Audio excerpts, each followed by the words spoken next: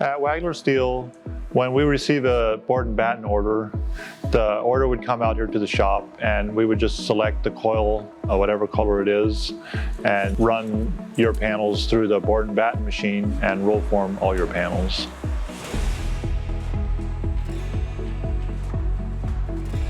The colors that are available for the board and batten panel would be all the colors that are available for the Wagler panel, so all 21 colors of the smooth paint and then all the crinkle colors as well.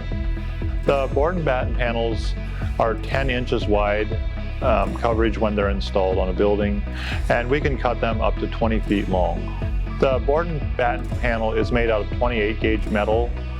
the same thickness as the Wagler panel, and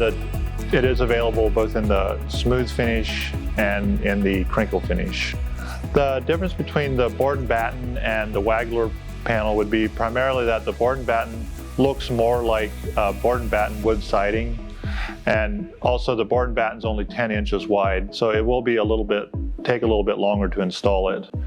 It differs from the standing seam that it's only used on walls, and then standing seam is only used on roofs. One thing that's similar is that both standing seam and board and batten are hidden fastener systems, whereas the Wagler, you would see the screws.